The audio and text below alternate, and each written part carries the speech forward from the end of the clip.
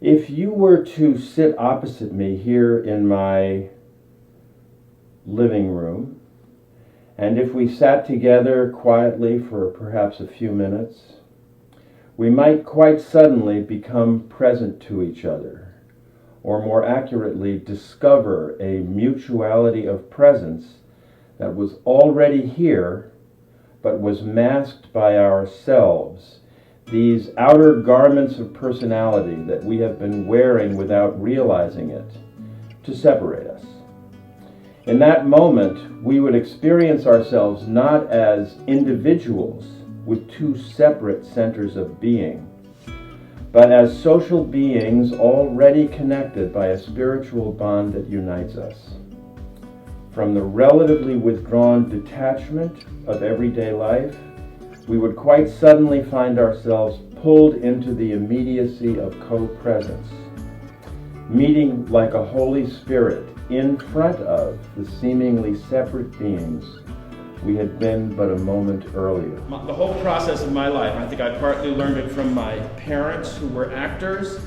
My mother, Arlene Francis, those of you who are older in the room may remember my mother. She was on a television show called What's My Line. She was a serious actress, but she was also on a very popular game show. And from her I felt, I got a sense that there is a longing in people for what I call mutual recognition, a longing to see and be seen by the other in a way in which you become present to the other, suddenly feel whole where you felt hesitant, drifty, and withdrawn before you see the other person in his or her authentic humanity, that is a critical spiritual need. Well, I forgot that love existed. Trouble in my mind, heartache after heartache, worried all the time. So the social movement is a great vehicle of transformation because it is how being itself, our social being itself, can redeem itself through action. Everyone around me made everything all right. True social movement brings that ricochet of mutuality and of depth of being into the separation space of the more alienated world. Everyone was overlooked. Everyone who's ever tried. If my heart could do a thinking, well, my head began to feel. Well, I look upon the world and you and know what's truly real. The false self becomes a false we that is blown up and up and up and up and up, trying to become impenetrable, the perfect false we, you might say.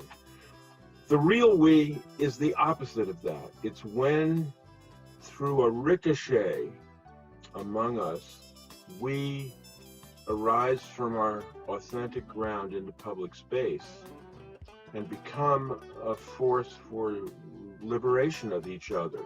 That's when the authentic ground that we actually are can receive social expression.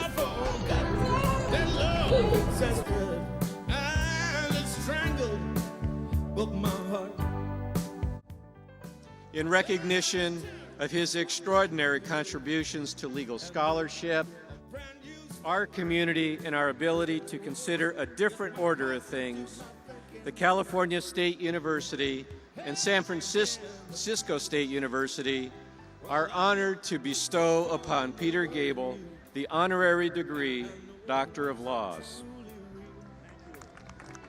When I graduated from college in 1968, my father gave me two choices.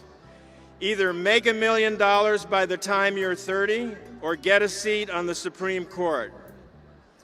Fortunately for me, although possibly not for him, in 1968 there was a radiant spirit of idealism in the air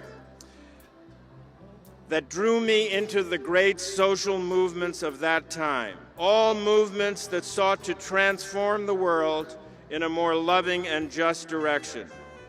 In the years following my graduation, I came to realize that at the heart of all these social movements was a deep longing in all human beings for mutual recognition of our common humanity, a desire to become fully present to each other as who we really are, to see each other, in the words of Martin Buber, as an I and thou in a relationship of authentic human connection. I also came to see that the world that we have inherited is too much infused with a fear of the other, with a fear of each other, that divides us, leads us to deny our desire to truly see and connect with one another, and leads us to see the other as a threat rather than as the source of our completion as social beings.